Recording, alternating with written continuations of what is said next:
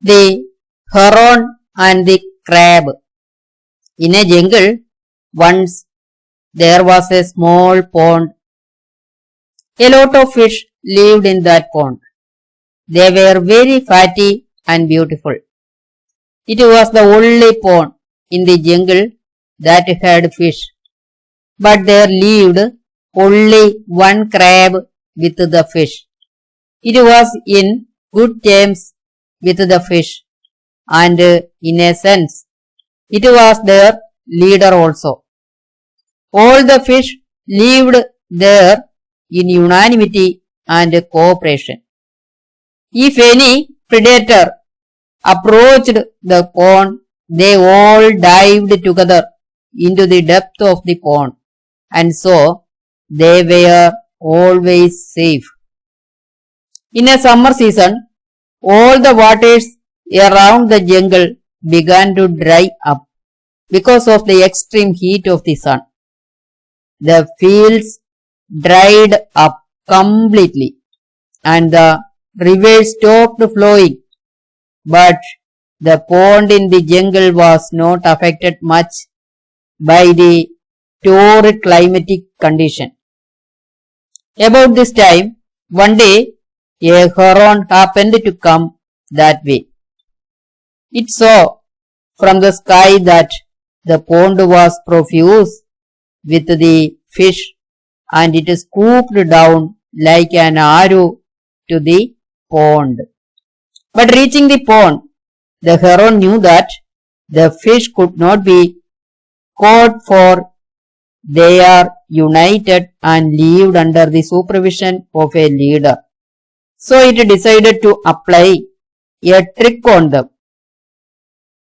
The heron stood by the bank and bore the expression of a saint on its face.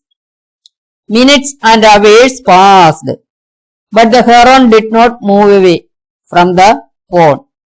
The fish became curious and they wanted to come up of the earth water to study the heron.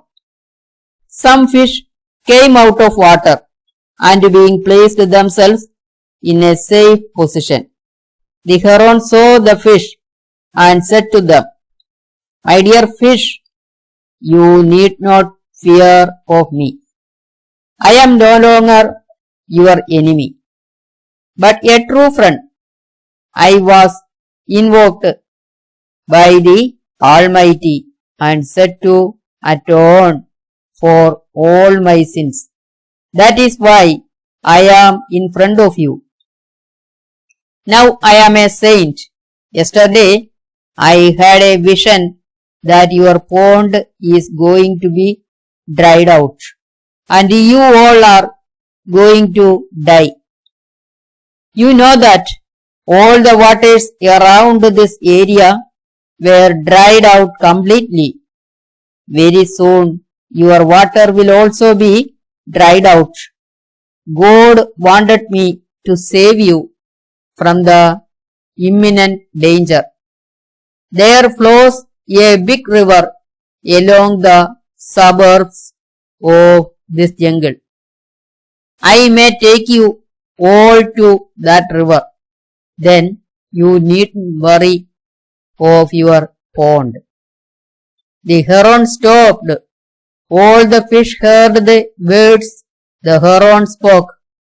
They became fully fear-stricken and wanted to save their lives, but the crab told its friends not to believe the heron, for it was conveniently their enemy. But no fish was ready to hear his words. One fish said to the heron, "Respected Swami, I want to live in the river. Please take me away from here." Therewith the consent of the other fish also followed. One fish jumped out of water and fell on the bank. The heron very gently carried it between its beak and flew away. A little time later, it returned and said that the fish was safely taken to the river. Another fish jumped out of the water and the heron took it away. In this way, all the fish were removed from the pond and the crab remained. The heron coaxed the crab to follow its friends. The crab agreed, but the heron could not carry it between its beak. So the crab scrambled on the heron's back and placed itself on the neck. The heron flew with the crab to a nearest hill.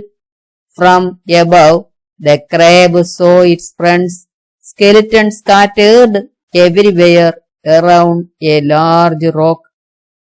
It could sense what happened to its friends.